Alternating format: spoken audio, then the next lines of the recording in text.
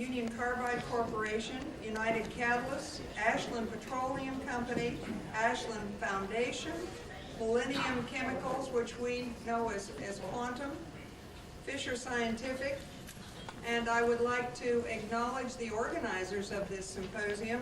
Pat Doolin was in charge of organizing the symposium, and her committee is Bert Davis, Diane Milburn, Jim Palmer, and Barbara Warren. The schedule today is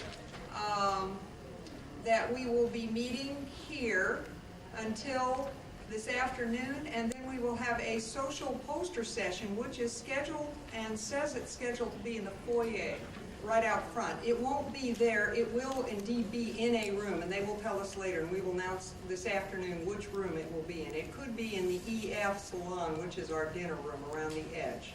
So one thing I'd like to request is anyone who would like a vegetarian lunch, please sign up before the break or early in the break for the vegetarian lunches so that we have the right amount of vegetarian lunches.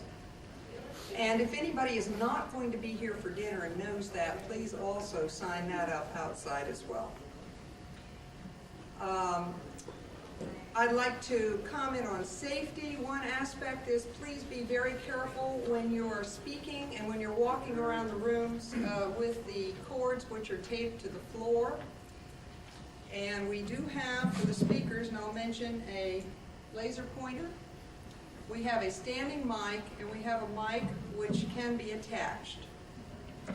So we have all three. And let me also introduce the officers of our club.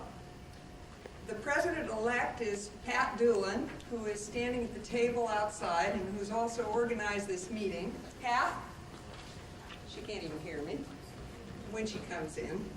The secretary-treasurer is Diane Milburn, who is also at the front desk. Our representative to the National Society is Fred Tungate. Fred, are you here? Fred Tungate, here. And the directors are Saeed Alarisol. Saeed, there he is. Steve Augustine, there's Steve. Phyllis Bresky and Ram Srinivasan. Ram, there's Ram. Bert Davis is the secretary of the national organization, and he is a member of our club. And now it is my pleasure to introduce the chair for the first session this morning. And this is Howard Moore, who received his bachelor's in chemical engineering from the University of Kentucky, as well as his master's in chemical engineering. Worked for the U.S. Army Strategic Communications Command, and then he worked for Ashland Petroleum Company 1975 to present. His major interests are process evaluation, process economics, and catalyst evaluation. He designed and built Ashland's first circulating FCC pilot plant, and he's active in coal liquefaction, oil shale conversion, tar sands. Presently, he's the manager of process R&D, and he has numerous publications, presentations, and U.S. patents. He also is a member of the Honorable Order of Kentucky Colonels, and he is an active horseman. He's also active with Junior Achievement, Project Business, and Personal Economics. Howard? Thank you. Good morning. Barbara said that we were supposed to start at 8:30, so I had to fill 10 minutes. Not a chance. Not a chance. I don't know how you feel, but I like these programs to start on time, hopefully stay ahead of time, and that's what we'll try to do for you today. And I view the session chair's job as to get the speakers up here so you can hear what they have to say, and I'll try to stay out of their way as much as possible. I don't know about the rest of you, but this is not going to stick on my coat for the rest of the day. So if there's any scientists in the audience, good research opportunity, a little glue here. Without further ado, I would like to introduce Dr. Greg Guida. Greg got his bachelor's and master's in chemistry from Northwestern, his PhD from Caltech, and he's now with UOP after the joining of the joint venture with Union Carbide, where he originally started. Greg's going to talk to us this morning about solid acid catalysts for benzene alkylation. Greg?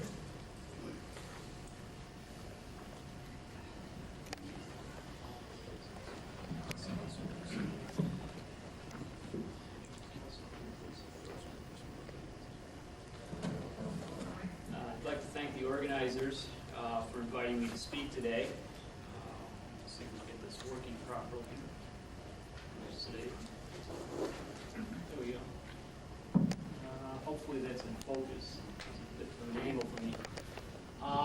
I'd like to take this opportunity to also acknowledge my co-authors on the paper, Dr. Robert Jensen, who also happens to be my boss, Dr. Herman Zinnin, and Mr. Martin Bentham. For my talk today, I'll be discussing solid acid catalysts for benzene alkylation. I'll go over some of the key catalyst properties that are important in this, and I'll be discussing specifically the synthesis of cumene and ethylbenzene, and I'll discuss what those are in a moment for those of you who don't already know. And then I'll talk about some predictive techniques that we're using, in particular to look at some of the byproduct reactions in this chemistry. Whoops, we got two right and one wrong. Not such a good deal. Can we get that switched over there? We need this backed up there. Yeah, for those, the chemistry is the same, of course, the labels are just backwards. Oops, we got it. We'll have to see how many of these came up right. First two were right. Now the fun starts. There are 4 ways. There are 4 ways. Let's see how many tries to face. Yes. I won't be, the chemistry that's involved is similar for the linear alkyl benzenes that go into detergent. This reaction of benzene with long chain internal olefins produce linear alkyl benzenes. I'll be focusing on cumene, which is the reaction of propylene and benzene to make isopropyl benzene, trivial name of cumene, and the reaction of ethylene and benzene to produce ethylbenzene. And we'll see how far we get here. Oh, looks like all the rest of these may be backwards. Which is a little bit strange here.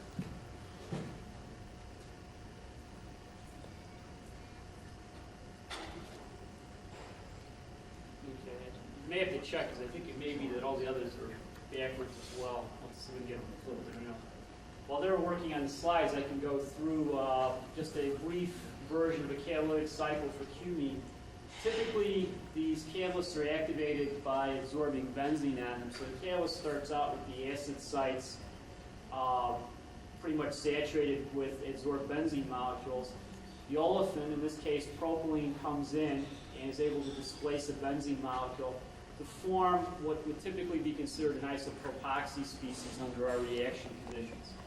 These reactions typically run at temperatures of anywhere from 100 degrees up to perhaps 250, 280 degrees Celsius.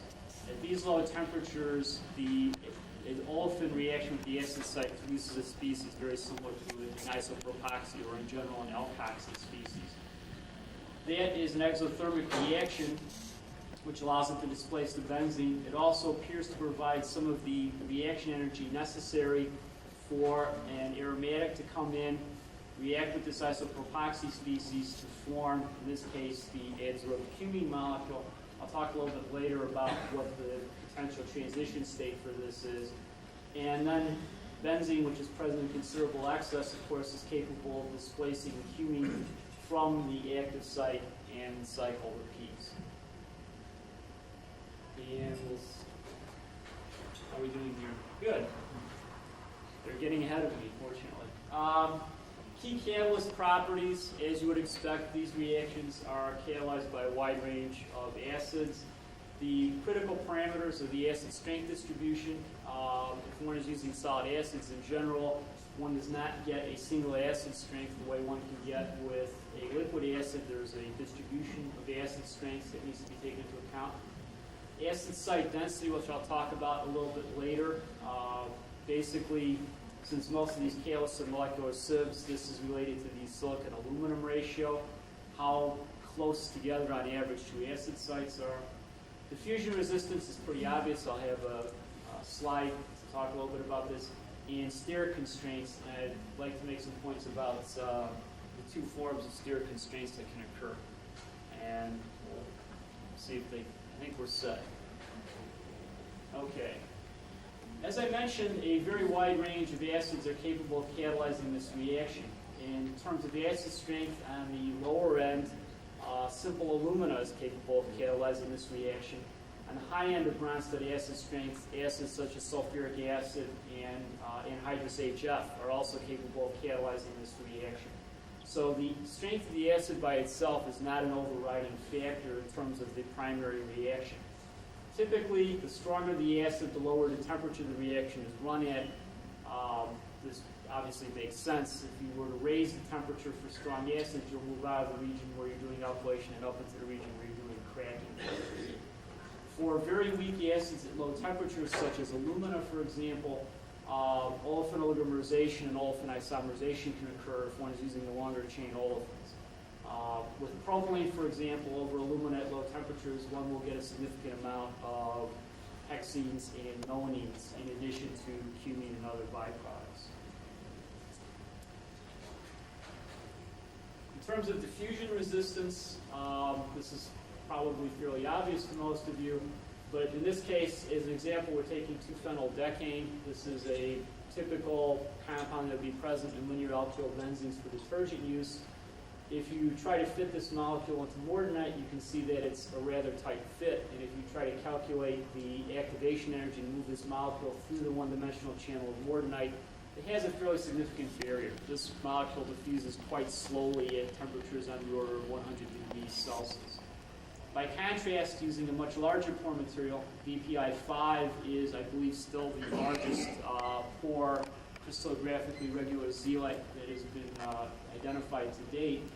The same molecule now has considerably greater room inside the zeolite, and in fact, there's a very low barrier to diffusion resistance in this particular zeolite. In this case, the molecule is shown roughly centered in the channel.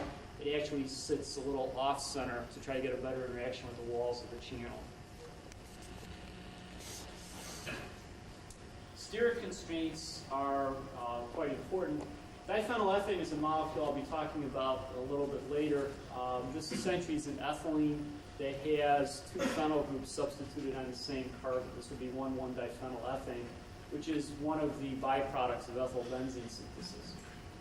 In a zeolite such as Y or phlogisite, this molecule can diffuse or can form readily inside these supercages. It can also diffuse in and out through the 7.4 angstrom windows. If instead one looks at ZSM5, one finds that the transition state to form this molecule is extremely hindered. And one would predict that the formation of diphenylethane in ZSM5 would be suppressed.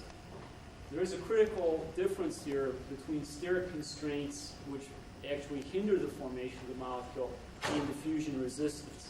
If one took a system that had supercages but smaller diameter windows, such as occur in ZSM5, the molecule could still form but not diffuse out, in which case it would rather rapidly deactivate the catalyst.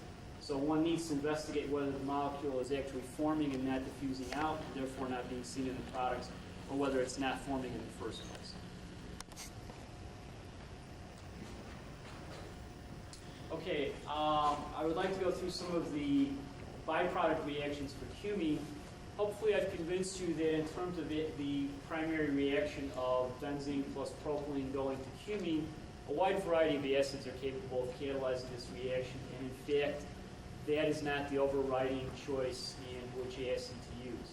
The critical factor is in fact which byproduct reactions these catalysts also catalyze. For most catalysts, the cumene is actually more reactive toward alkylation than benzene is, so it readily reacts with additional propylene to form isopropyl benzene. In this case, a para-isomer is shown. There are, of course, meta and ortho isomers as well. The main reaction we're concerned about in cumene synthesis is N-alkylation. In this case, benzene reacting with propylene to do an end-on addition rather than a side-on addition to form normal propylbenzene. This, in fact, is generally the limiting impurity in the synthesis. The reaction is anti-Markovnikov for the organic chemists in the audience, so we would expect it to occur to a much lesser extent than the isopropylation, which in fact it does. Typically, this reaction occurs to the extent of a few times 10 to the minus 4 of the isopropyl reaction, producing a few hundred parts per million of N-propylbenzene in the product. That turns out to be the primary impurity in commercial cumene and is important for further uses of the cumene. So that's one of the key reactions we wish to suppress. Another reaction we wish to suppress is, in this case, dimerization or oligomerization. Two propylenes can react to form a hexene, for example. Hexene, being an olefin, is also capable of alkylating the benzene, similar to the linear olefins used in LAB.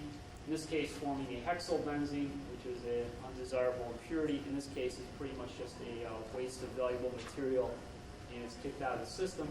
One can also do further oligomerization and make relatively long-chain olefins, which can occur in the product if they get long enough. In this case, dimerization is typically controlled by the way the process is operated. One uses several beds of catalyst in order to push the olefin down, injecting at several points. Oligomerization is controlled primarily by using relatively strong acids that tend to suppress oligomerization in favor of alkylation. The final reaction that I like to talk about is formally written as a hydride transfer and alkylation reaction. I should point out that this is not a mechanism. This is simply a summary of what occurs in this reaction. The exact mechanism for this is not very well defined, but the net result is the reaction of a cumene molecule with a propylene to form, in this case, an alpha-methylstyrene plus a propane. So this is formally a hydride transfer reaction, although it probably does not go through a formal hydride route. The alpha-methylstyrene can, of course, then react with an additional benzene to form, in this case, 2,2-diphenylpropane. This is a relatively minor byproduct in cumene synthesis. As you can imagine, this is a relatively bulky molecule, and so its formation tends to be suppressed over many catalysts. It occurs primarily over amorphous catalysts that have a maximum amount of room available for formation. This is the flow scheme. I have to get this in there for the chemical engineers in the audience, but this is a chemist's version of a reaction plant. Essentially, alkylation is represented as a box. In this, we have one or more catalyst beds. Propylene is combined with benzene to form the cumene, and in particular the diisopropylbenzene. This goes to a depropanizer. Commercially, the propylene feeds typically contain 30% or so propane, which is unreactive in the process, and it has to be removed from the process. The bottoms from the depropanizer then go to a benzene column. Excess benzene is recovered. The benzene column bottoms are fractionated to recover the desired cumene product. The bottoms of the cumene column go into what's called a DIPB column. In this case, we recover the diisopropylbenzene, combine that with additional benzene, go through transalkylation. Transalkylation process essentially is the reverse of the second reaction process. We react diisopropylbenzene with benzene to form two cumene molecules, which we can recover, and we make some heavy ends out the bottom of the process. Very similar reactions occur in ethylbenzene. I'll go through these relatively quickly. Again, polyalkylation can occur. The ethylbenzene, as the cumene is more reactive than the benzene, it can react with additional ethylene to form, in this case, diethylbenzene. Triethylbenzenes also typically form. Interestingly enough, in the case of ethylbenzene, reaction is formally written as an isomerization, is the formation of xylenes from ethylbenzene. This is, again, a reaction that is formally a hydride transfer reaction. The exact mechanism is not particularly well understood. As I'll discuss a little bit later, this appears to be a relatively high activation energy reaction, so it's a very temperature-sensitive reaction. Similar side reactions can occur in ethylbenzene. We have the dimerization reaction, in this case to form butene. The butene can react with the benzene to form, in this case, secondary butylbenzene. Typically, butylbenzenes are one of the significant impurities in the ethylbenzene process. And again, we can do oligomerization to form longer chain olefins. And similar to the cumene process, the oligomerization is suppressed by using relatively strong acids. And finally, we have the analog of the hydride transfer and alkylation reaction. In the case of ethylbenzene, of course, reactions with ethylene to form styrene and ethane. Styrene can react with additional benzene to form diphenylethane. And it turns out diphenylethane is one of the major yield losses in the ethyl benzene synthesis. This reaction has a somewhat smaller transition state, and so it can proceed to a greater extent. And suppressing this turns out to be one of the major goals in improving the overall yield. Similarly to the Qmax process, the ethyl benzene flow scheme has an alkylation unit. In this case, there's what's formally drawn as a light ends column. This is typically a little more than a degassing column to get rid of any light ends that it would carry in with the ethylene feed. In similar fractionation, benzene, ethyl benzene recovery. In this case, we recover diethyl benzene and triethyl benzene for recycled transalkylation. The heavy ends are composed primarily of diphenylethane.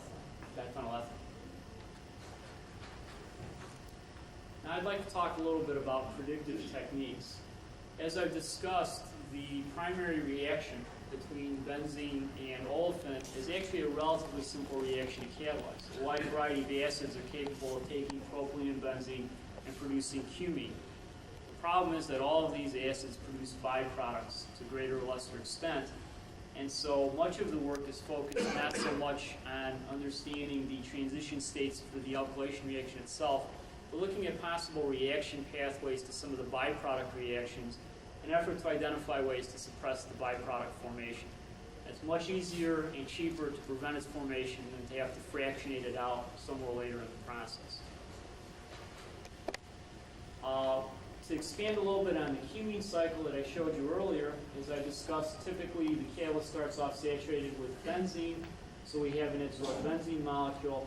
When the propylene comes in, it displaces the benzene, but initially it's adsorbed, chemisorbed on the acid site, and undergoes a transition to form the actual isopropoxy species, which could actually be identified on the catalyst, and then proceeds to further reaction.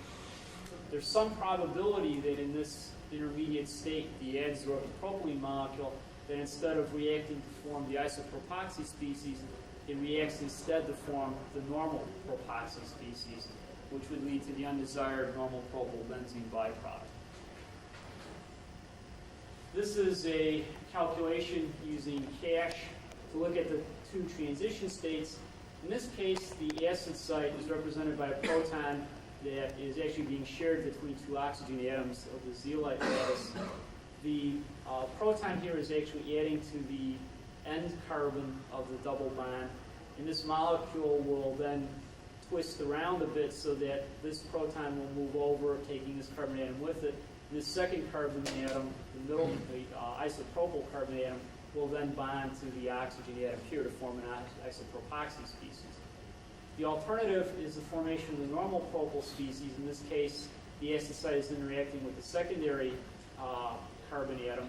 Again, this will be moving out and twisting over so that the end carbon atom here, you can see the two hydrogens from the that are on the olefin species, will then be bonding to the actual oxygen site to form a normal propoxy species. So the transition states look somewhat backwards, but that's because of the way they unfold. In this case, we can calculate that the difference in the heats of formation for these two transition states is approximately 6 kcals per mole.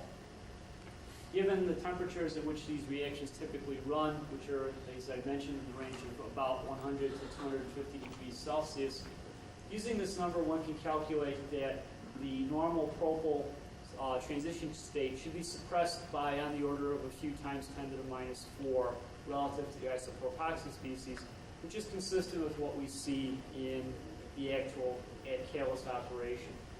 In particular, this predicts that the amount of normal propylbenzene is formed will be relatively sensitive to the temperature of the reaction. The amount of normal propylbenzene increasing relatively quickly as the temperature of the reaction rises, and again, this is observed commercially. So temperature control is one of the keys to minimizing the normal propylbenzene formation. This is a switch to more schematic diagrams.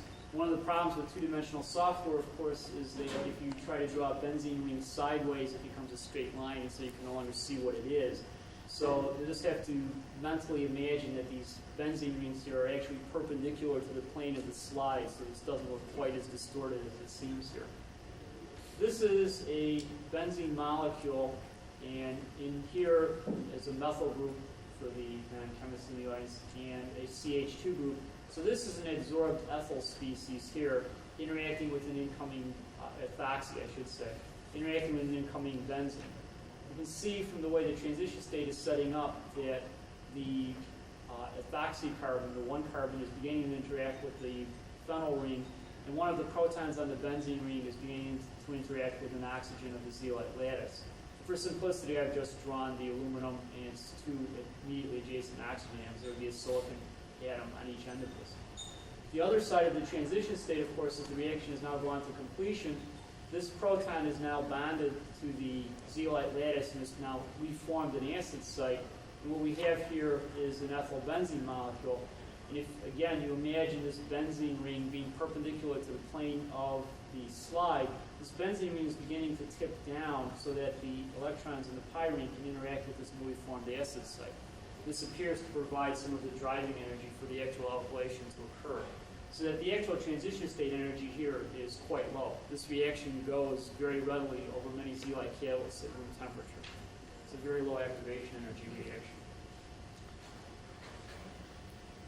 Somewhat more complicated transition state that we've been looking at is what I call the Styryl transition state.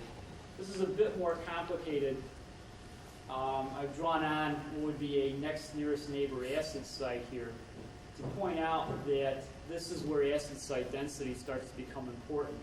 We have one acid site here in which we have an adsorbed ethoxy species, so this is similar to the previous slide.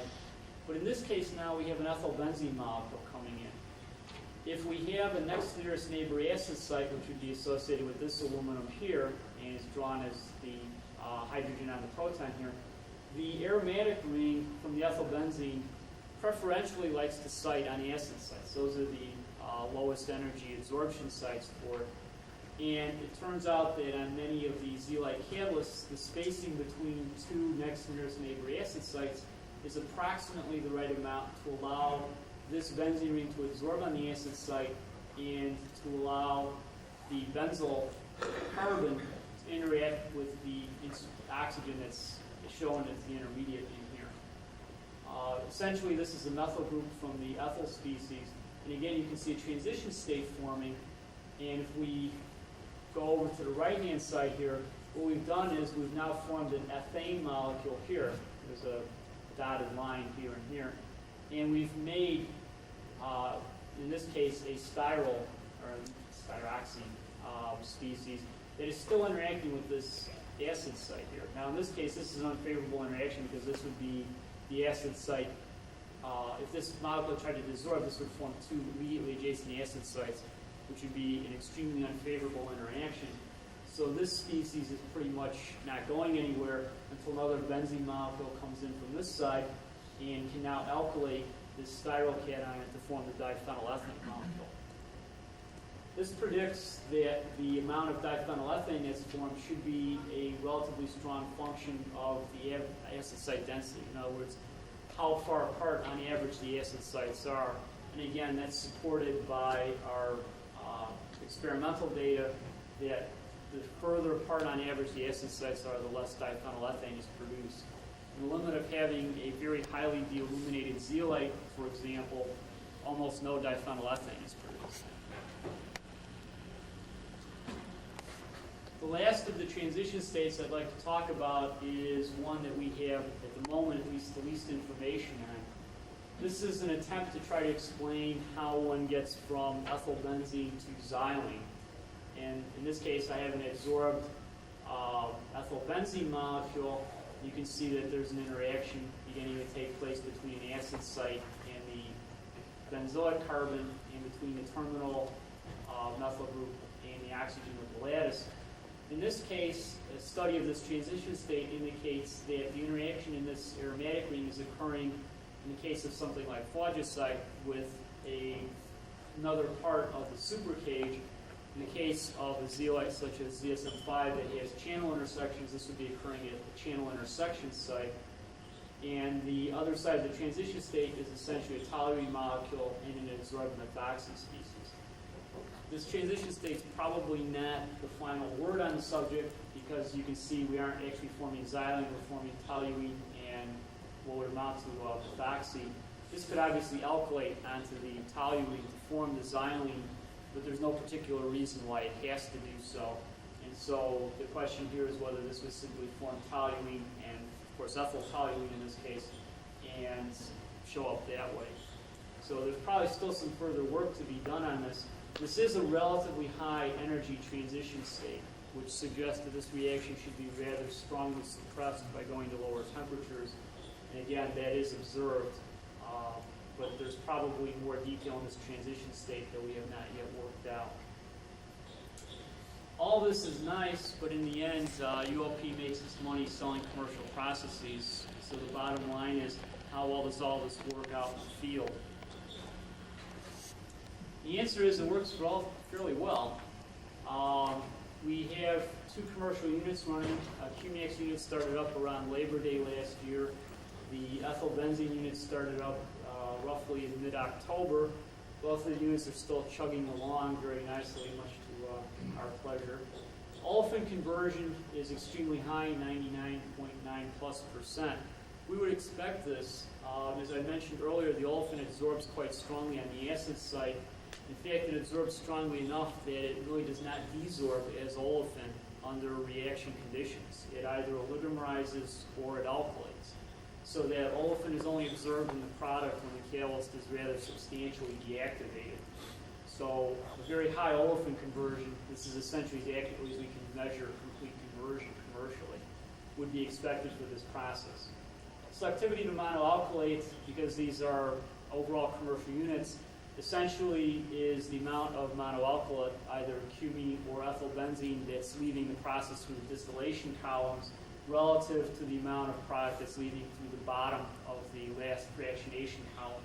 So 99.7% or 99.5 plus would probably more accurately be called a yield, although it's referred to as selectivity in the commercial world. Product purity is really a measure of how well the columns are operating, and in both cases, the purity of the cumene or EB is in the 99.97 range, or for those that's a little early in the morning, that's about 300 parts per million of impurities in the final product.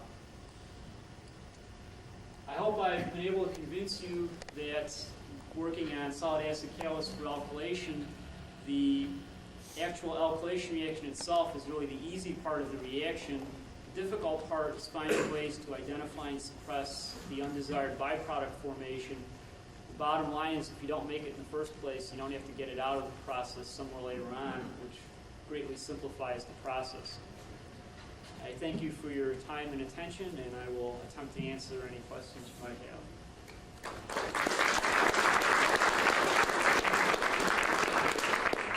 We have time for questions, if anyone has questions for Greg. Yeah, I was kind of curious about the absorption of your olefin, Yes. most particularly propylene. The mechanism that you drew is that the normal propoxide is formed by absorbing on the secondary carbon and rearranging, and yet the isopropoxide is formed by absorbing on the primary carbon and then rearranging. Right. Did you get that from the modeling that you've done? Yes. Okay. What I would like to point out is that what the modeling tells us is that the absorbing olefin interacts with the proton first, and that's where the primary interaction occurs. In transition state terms, this would be called an early transition state. The transition state looks a lot like the reagents. In other words, the acid site plus the olefin, and there's a considerable amount of rearrangement that occurs on the downhill side of that transition state, where the proton is shared between 2 oxygen atoms, and it actually swings out and down to form the final transition state. So the interaction occurs at the carbon that does not absorb on the oxygen, which is why the primary carbon, the normal propoxy species shows an interaction with the proton at the secondary carbon and vice versa. So it does look a bit backwards, and it works better if you can actually see the movie where the thing goes through the whole transition state, which I unfortunately can't show you. But there is a considerable amount of rearrangement after the actual maximum transition state. So it would be an early transition state, in the way those are usually discussed. Okay, so then your selectivity then would be governed by the stability of that isopropoxide relative to the, if a lot of isomerization goes Right. on, that's, okay. Our evidence suggests that the absorption is sufficiently strong that most of the selection between the normal and the iso occurs at that first stage, how it interacts with that proton, and that once the isopropoxy or normal propoxy species is formed, it undergoes little, if any, further isomerization. It reacts to form, in this case, cumene or normal propylbenzene. Now, of course, the transalkylation reaction is the reverse of this. One takes diisopropylbenzene, runs the mechanism backwards, gets cumene plus a propoxy species, and again, that transition state can occur either normal or iso. So every time you move a propyl group around, you have some probability of having it go the wrong way. But once the actual propoxy species is formed, it appears to be stable, at least on the time scale of the reaction. Yes. Could you tell us how you illuminate your serum and what's the Steric ratio? Is that I can't go into any details because we generally don't give, we don't discuss specific catalyst compositions, so I can't tell you what the actual silicon aluminum ratio is. Typically, the deilluminations are done by steam deilluminations, followed by a cleanup step to try to remove the non-framework aluminum that's created, but I really can't go into any more detail than that. Unfortunately, there are a couple of patents we have sitting out there that the patent office is taking their time grinding through. Any other questions? Great, thank you very much.